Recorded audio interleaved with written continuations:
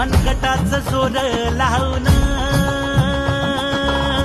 दाटला जरी अंधार